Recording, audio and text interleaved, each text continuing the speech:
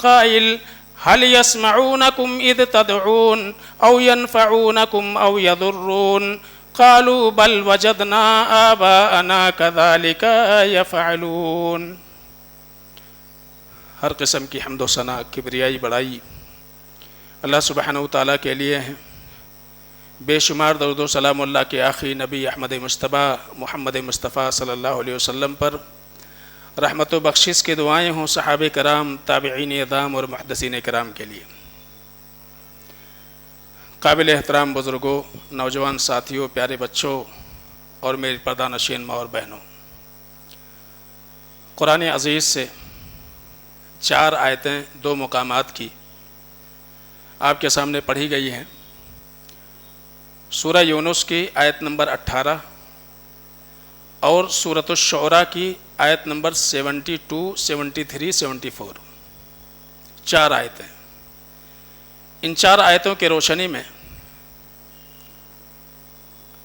توحید کی دعوت کیوں ضروری ہے، کیوں بار بار توحید کا پیغام پہنچایا جاتا ہے، اس کی تجدید کی جاتی ہے، اس پر انشاءاللہ کچھ گفتگو ہوگی۔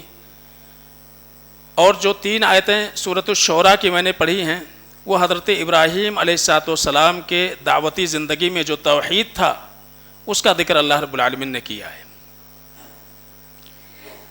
حضرات گرامی، بار بار اللہ رب العالمین کی توحید کو پہنچانا، اس کی تجدید، بار بار اللہ رب العالمین کی توحید پر گفتگو کرنا، یہ کیوں ضروری ہے؟ اس کو سمجھنے کے لیے ایک مشہور آیت جو بار بار آپ سنتے ہیں کہ اللہ رب العالمین نے قرآن عزیز میں مقصد پیدائش ذکر کیا ہے، وَمَا خَلَقْتُ الْجِنَّ وَالْإِنسَ إِلَّا لِيَعْبُدُونَ، کہ میں نے انسانوں کو، جناتوں کو اس لیے پیدا کیا ہے تاکہ وہ میری عبادت کریں، اللہ کی عبادت کریں۔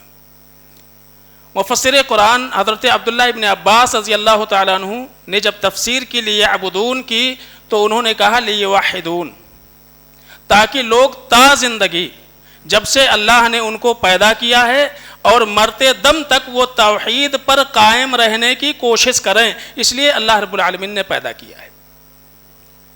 تو آپ سوچئے کہ جو ہمارے زندگی کے مقصد سے جڑا ہوا ہو، جو پیدائش کا مقصد ہو کہ اللہ رب العالمین نے توحید پر تا زندگی قائم رہنے کے لیے ہی پیدا کیا ہے، اس مقصد کی یاد دہانی بار بار کیوں نہ کرائی جائے کہ جس توحید کی بنیاد پر ساری عبادتیں منحصر ہیں، جب تک عبادت میں توحید نہ ہو وہ عبادت نہیں ہوتی ہے۔ چاہے نماز ہو، روزہ ہو، حج ہو، زکوٰۃ ہو، صدقہ و خیرات ہو، اگر اس میں سے توحید نکل جائے وہ عبادت کام کی نہیں رہتی ہے، اس کا اجر نہیں ملتا ہے۔ اگر آپ مالی عبادت کر رہے ہیں، انجام دے رہے ہیں اور اس میں دکھاوا آ گیا، ریاکاری آ گئی، شہرت کی طلب آپ کے اندر پیدا ہو گئی، تو عبادت تو شرک بن جاتی ہے، وہ ریاکاری، وہ دکھاوا ہو جاتا ہے، اس کا آپ کو اجر نہیں ملنے والا ہے۔ تو ہر عبادت میں توحید ضروری ہے۔ اسی لیے توحید کی دعوت جتنے بھی انبیاء اس دنیا میں آئے، تمام کے تمام انبیاء نے باوجود اس کے کہ ان کی امتوں میں عقیدے کے علاوہ دیگر خرابیاں بھی تھیں، بہت سارے اخلاقی جرائم کے وہ مرتکب تھے، لیکن پھر بھی انبیاء نے جب اپنی دعوت کا آغاز کیا تو توحید سے کیا۔ توحید سدھر جائے، جس انسان کی توحید اچھی ہو جائے اس سے بہتر انسان کوئی نہیں ہو سکتا ہے۔ توحید ہی کی وجہ سے انسان کے اخلاق اچھے ہوں گے، انسان کی عبادتیں اچھی ہوں گی، ان کے اعمال اچھے ہوں گے، اگر توحید اچھا ہوگا تو۔ یہی وجہ ہے کہ تمام انبیاء جو بھی آئے انہوں نے سب سے پہلے اپنی امت کو جس جانب بلایا وہ دعوت توحید تھی۔ ابھی چند ایام پہلے اللہ رب العالمین کی بارگاہ میں اللہ کو راضی کرنے کے خاطر ہم نے مالی قربانی میں سے ایک قربانی پیش کی، جانور کی قربانی، اور دعائیں پڑھیں، انی وجہت وجہی للذی فطر السماوات والارض حنیفا وما انا من المشرکین۔ یہ ہر ایک نے پڑھی۔ وہ جس بھی مسلک سے تعلق رکھتا ہو، اس نے اقرار کیا اللہ رب العالمین کے سامنے، انی وجہت وجہی للذی، میں نے اپنا رخ اس ذات کی طرف کیا، فطر السماوات والارض، جس نے آسمان اور زمین کو پیدا کیا ہے، حنیفہ، تمام ادیان باطلہ، تمام باطل نظریات سے میں کٹ رہا ہوں، وما انا من المشرکین، اور اے اللہ میں شرک کرنے والا نہیں ہوں، میں شرک کرنے والا نہیں ہوں۔ یہ اللہ کے سامنے اعتراف ہو رہا ہے۔ پتہ یہ چلا کہ اگر مشرک قربانی کرے اللہ قبول نہیں کرتا ہے۔ جب تک انسان اس بات کا اعتراف نہ کرے اور اس کے تقاضے کو مکمل نہ کرے، تب تک اس کی قربانی نہیں ہوتی ہے۔ تو وما انا من المشرکین، اے اللہ میں مشرک نہیں ہوں، میں شرک کرنے والا نہیں ہوں۔ پھر انسان اعتراف کرتا ہے، قل ان صلاتی و نسکی و محیایا و مماتی للہ رب العالمین۔ اے نبی آپ اعلان کر دو، لوگوں میں بتا دو کہ جب بھی لوگ نماز پڑھیں وہ نمازیں ان کی اللہ کے لیے ہوں۔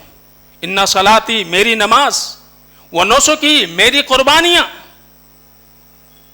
و مماتی للہ رب العالمین، میری زندگی، میری موت، میرا مرنا، میرا جینا، جب تک میں زندہ رہوں گا تب تک اللہ کی توحید پر قائم رہوں گا۔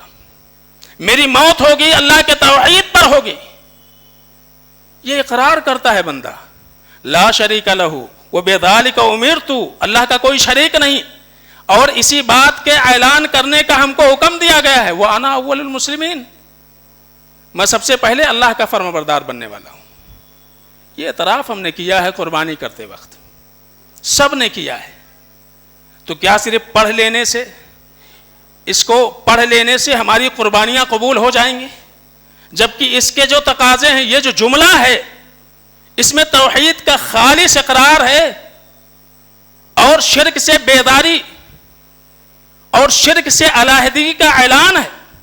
اگر ہماری زندگی میں شرک ہے، اگر ہماری زندگی میں توحید نہیں ہے، قربانیاں کسی کام کی نہیں ہیں۔ آپ 100 قربانیاں کر ڈالو، زبان سے یہ دعائیں کتنے ہی آپ مخرج کے ساتھ نہ کیوں پڑھ لو، فائدہ نہیں ہے اگر اس کے تقاضے کو آپ نے مکمل نہیں کیا ہے۔ اسی لیے اللہ تعالیٰ نے قرآن عزیز کے اندر وہ مکہ کے مشرکین، ان کے بارے میں ذکر کیا، وَيَعْبُدُونَ مِن دُونِ اللَّهِ، وہ اللہ کو چھوڑ کر کے عبادت کرتے تھے، عبادت کرتے تھے، اللہ کو چھوڑ کر کے عبادت کرتے تھے ایسی ہستیوں کی جو نہ ان کو نقصان پہنچا سکتے ہیں نہ ہی ان کو فائدہ پہنچا سکتے ہیں۔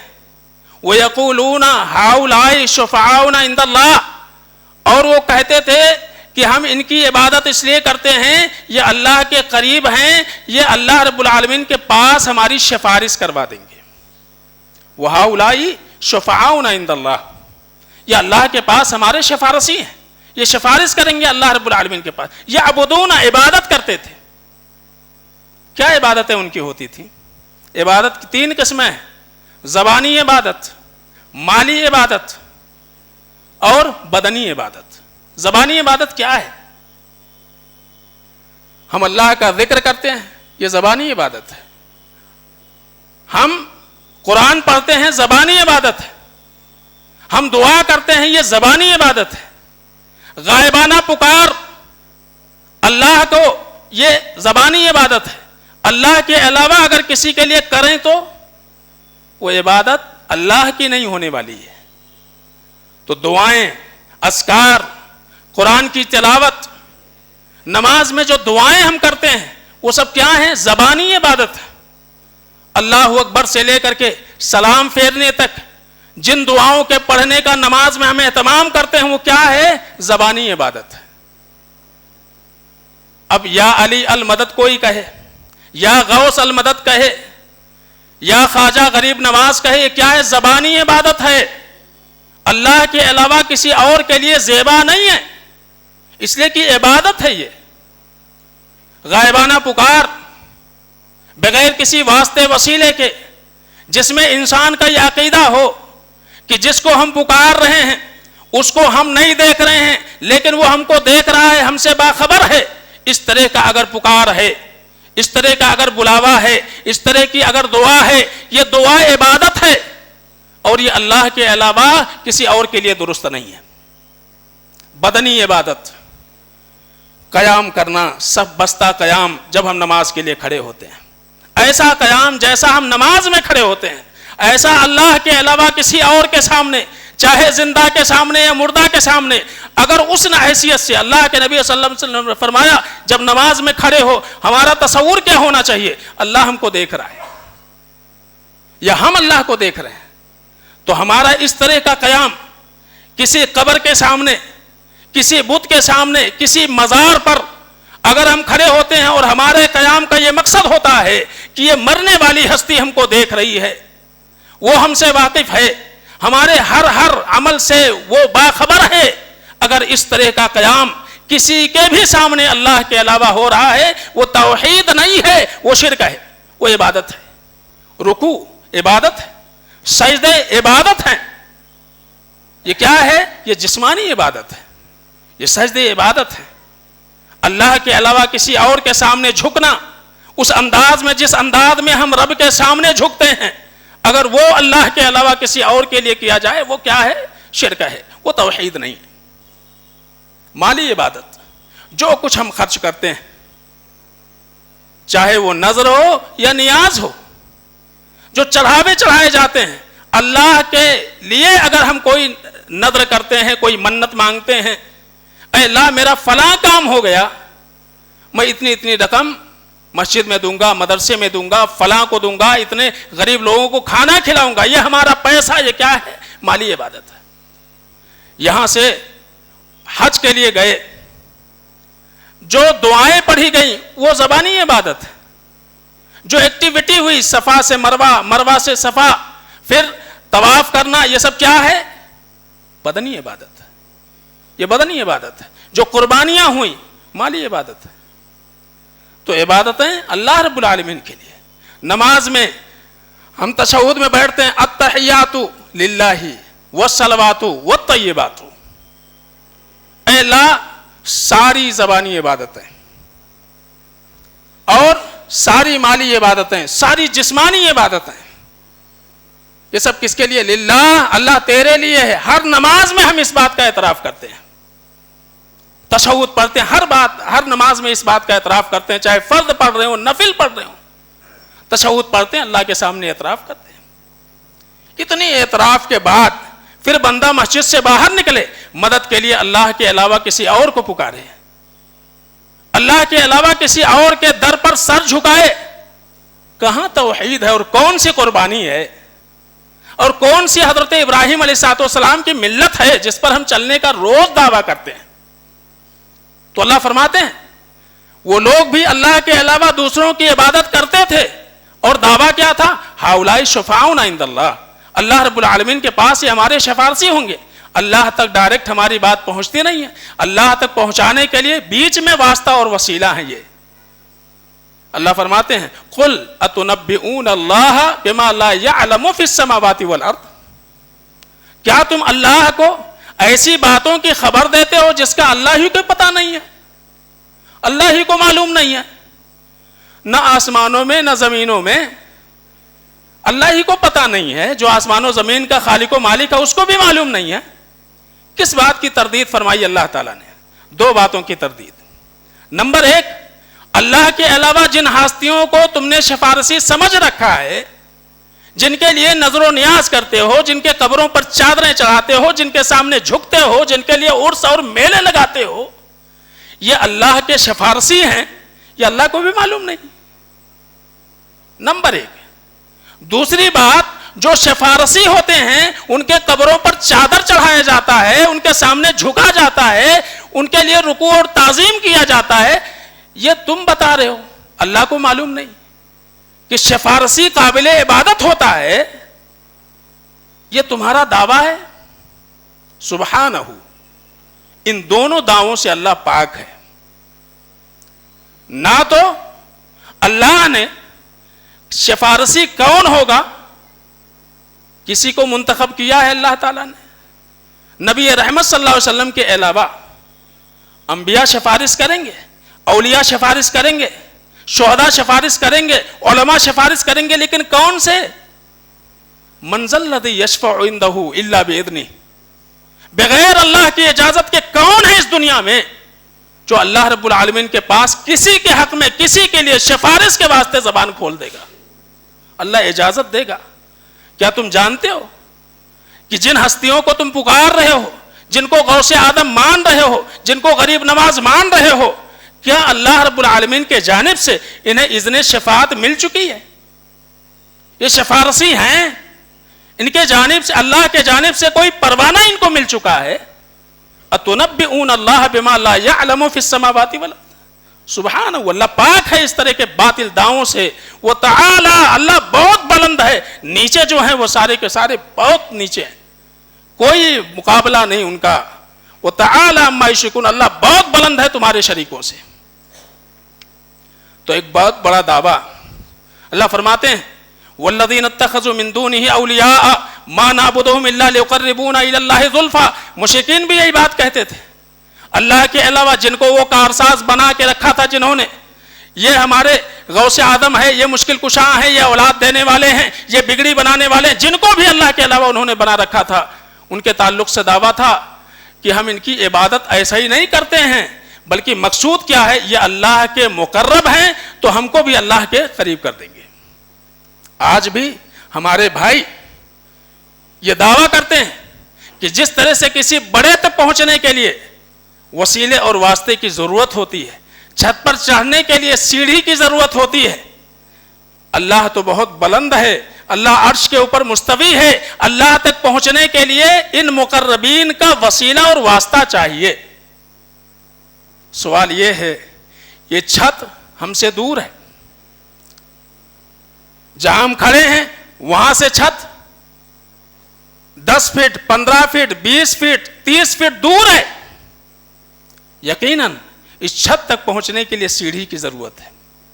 جو چیز دور ہے اس تک پہنچنے کے لیے سیڑھیوں کی ضرورت ہوتی ہے۔ اگر آپ اوپر چڑھنا چاہتے ہیں، آپ سے دور ہے تو سیڑھی چاہیے، لیکن جو قریب ہو اس تک پہنچنے کے لیے سیڑھی کی ضرورت ہوتی ہے۔ اللہ فرماتے ہیں وَإِذَا سَأَلَكَ عِبَادِي عَنِّي فَإِنِّي قَرِيبٌ، وَإِذَا سَأَلَكَ عِبَادِي عَنِّي فَإِنِّي قَرِيبٌ، جب میرے بندے میرے بارے میں پوچھیں، اے نبی آپ ان سے کہہ دو میں ان سے قریب ہوں۔ تو جو قریب ہو اس کے لیے کاہے کی سیڑھی؟ اس کے لیے تو سیڑھی کی ضرورت نہیں ہے۔ آپ کسی آفس میں جاؤ، کسی صاحب سے ملنا ہے، اس کے پاس اپنا اپلیکیشن دینا ہے، اگر وہ صاحب خود ہی چل کر کے آپ کے پاس آ جائیں تو آپ کیا کرو گے؟ وہ کہیں بتاؤ تمہاری کیا ضرورت ہے؟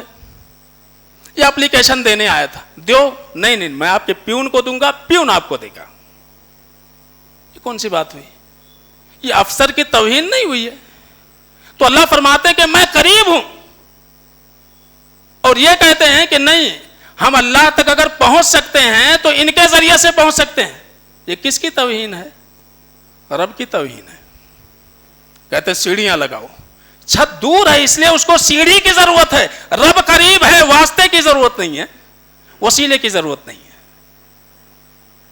پھر اللہ تو ہم سے کتنا قریب ہے، یہ مائک ہم سے قریب ہے، میرے ہاتھ میں یہ عصا ہے، یہ عصا مجھ سے قریب ہے، یہ میرے ہاتھ میں دستی ہے، دستی مجھ سے قریب ہے، یہ کاغذ مجھ سے قریب ہے، یہ پین مجھ سے قریب ہے۔ اے اللہ تو اپنے بندوں سے کتنا قریب ہے؟ اللہ فرماتے ہیں نحن اقرب الیہ من حبل الورید، انسان کے شہ رگ سے بھی زیادہ میں اس سے قریب ہوں۔ تو جو ہم سے اتنا قریب ہو، اس تک پہنچنے کے لیے، اس کو پکارنے کے لیے، اس کے سامنے اپنی حاجتیں رکھنے کے لیے کسی واسطے کی ضرورت ہے، وسیلے کی ضرورت ہے۔ اسی لیے اللہ نے کہا قل اتنبئون اللہ بما لا یعلم فی السماوات والارض، اللہ کو ایسی باتیں بتاتے ہو جو اللہ ہی کو خبر نہیں ہے کہ اللہ تک پہنچنے کے لیے وسیلے کی ضرورت ہے، واسطے کی ضرورت ہے، یہ مقربین ہیں، یہ اللہ کے ہم کو قریب کر دیں گے۔ باطل نظریات ہیں، سبحانہ و تعالی عما یشرکون۔ تو یہ توحید ہے۔ تو آج دیکھیے کہ کس طرح سے جو ہے دھوکہ دیا جا رہا ہے توحید کے نام پر۔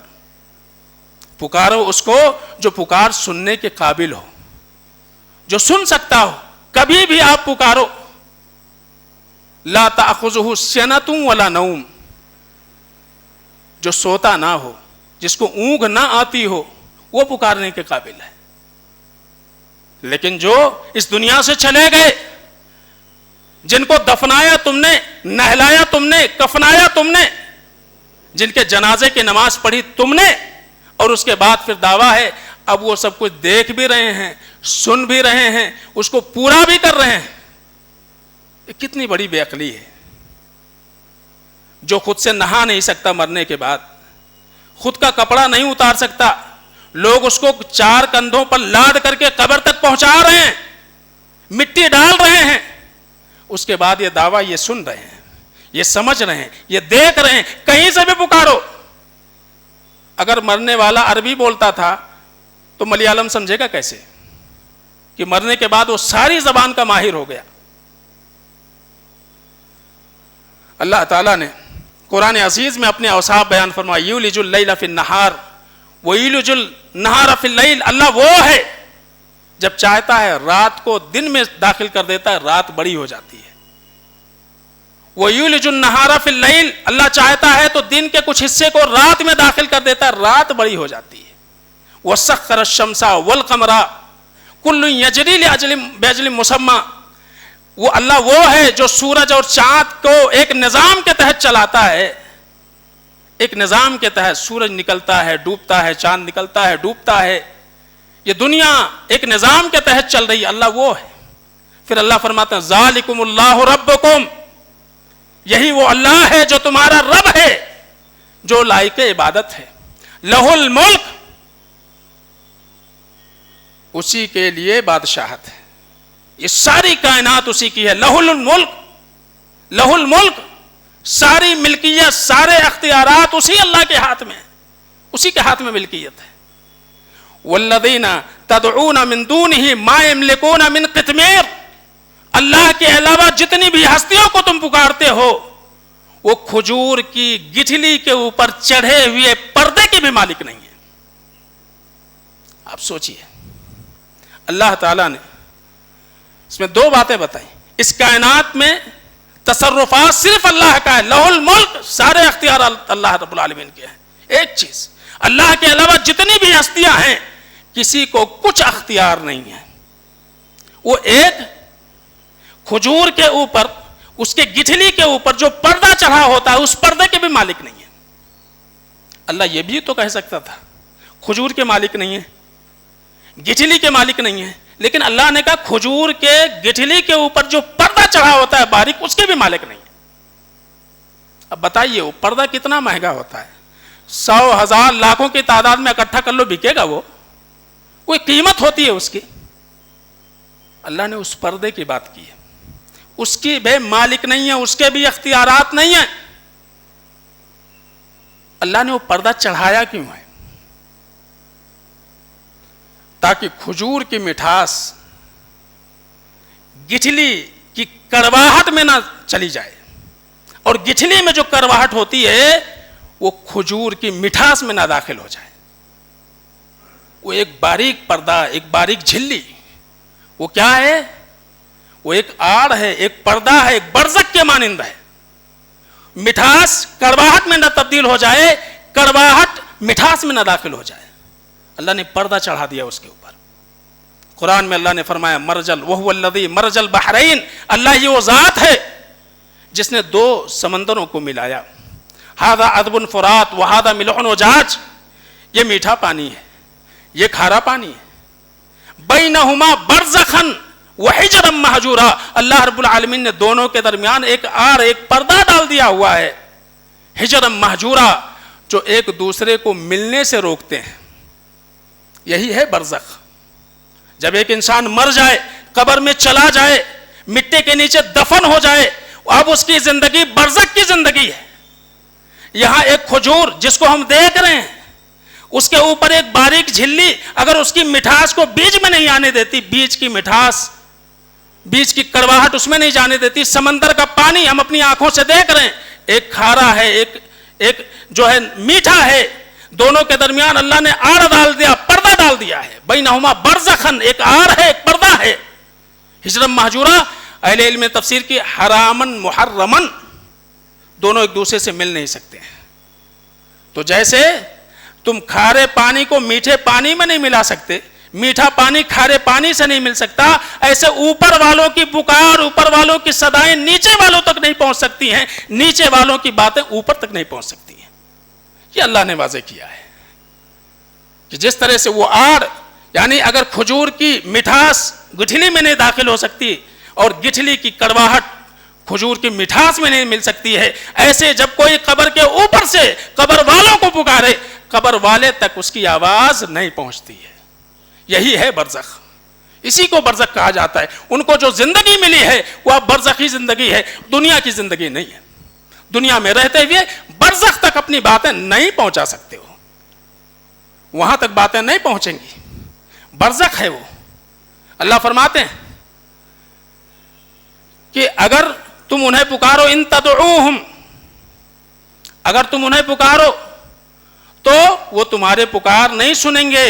لا يسمعوا دعاءکم, وہ تمہاری پکار نہیں سنیں گے. ولو سمعوا ما استجابوا لکم, اگر سن بھی لیں تو جو تم مانگ رہے ہو دینے پر قادر نہیں ہے. کیوں؟ مالک نہیں. اللہ نے پہلے کہا تھا نا مالک نہیں ہے, وہ مالک نہیں ہے, دے ہی نہیں سکتے ہیں. پھر اللہ فرماتے ہیں وَيَوْمَ الْقِيَامَةِ يَكْفُرُونَ بِشِرْكِكُمْ, قیامت کے دن تمہارے شرک کا وہ خود ہی انکار کر دیں گے, انکار کر دیں گے. وَلَا يُنَبِّئُكَ مِثْلُ خَبِيرٍ, اور خبر دینے والے سے بہتر, جو ساری دنیا کی خبر رکھتا ہے, ساری کائنات کی خبر رکھتا ہے, اس سے بہتر تمہیں کون توحید سمجھا سکتا ہے؟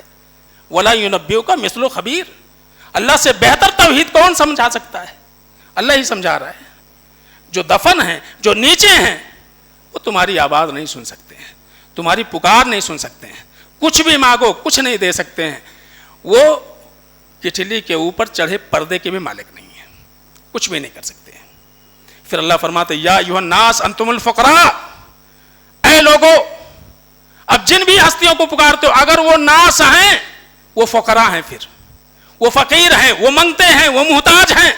اللہ نے سب کو کہہ دیا. اب تم کسی کو غریب نواز بولو, کسی کو غوث آدم بولو, کسی کو مشکل کشا بولو, کچھ بھی نام رکھ لو, اللہ فرماتے سارے کے سارے فقیر ہیں, سب فقیر ہیں, انبیاء ہوں اولیاء ہوں کوئی بھی ہو, سب فقیر ہیں. اللہ فرماتے ہیں یا ایھا الناس انتم الفقراء الی اللہ, سب اللہ کے محتاج ہیں, سب اللہ کے منگتے ہیں, سب فقیر ہیں, ہر انسان ضرورت مند ہے. جب اللہ نے اپنی تعریف فرمائی تو کہا وَهُوَ الْغَنِيُّ الْحَمِيدُ, اللہ ہی بے نیاز ہے. اگر دے سکتا ہے, کوئی نواز سکتا ہے, کوئی مشکل کشائی کر سکتا ہے, کوئی کسی غریب کو نواز سکتا ہے تو صرف اللہ کی ذات ہے, اس لیے کہ وَهُوَ الْغَنِي, اللہ ہی بے نیاز ہے. اور حمید, لائق تعریف وہی ہے, وہی تعریف کے قابل ہے. تو حضرت ابراہیم علیہ السلام نے یہی بات کہی تھی هَلْ يَسْمَعُونَكُمْ إِذْ تَدْعُونَ, جب تم پکارتے ہو تو کیا سنتے ہیں؟ او ينفعونکم او یضرون, کیا یہ تمہیں فائدہ پہنچاتے ہیں؟ کبھی نہ مانو تو تمہارا بگاڑ سکتے ہیں؟ یہ سوال تھا, جواب نہیں ملا. کیا جواب تھا؟ قالوا بل وجدنا آباءنا كذلك يفعلون, ہم نے اپنے باپ دادا کو ایسا ہی کرتے ہوئے پایا ہے. تو حضرت ابراہیم علیہ السلام نے یہی سوال کیا تھا, وہ جو مجسموں کو تراشے ہوئے تھے. یہی سوال ان لوگوں سے ہے جو زمین کے نیچے دفن لوگوں کو پکارتے ہیں, هل يسمعونكم إذ تدعون, کیا وہ سنتے ہیں جب تم پکارتے ہو؟ یہی سوال ہے. دونوں کے پاس ایک ہی جواب ہے, بل وجدنا آباءنا كذلك يفعلون. یہ توحید تھی حضرت ابراہیم علیہ السلام کی آپ کی دعوت میں. اللہ سے دعا ہے کہ العالمین ہم سب کو تا زندگی توحید پر قائم و دائم رہنے کی اللہ توفیق عطا فرمائے. ہر قسم کے شرک و بدعت سے العالمین ہماری حفاظت فرمائے.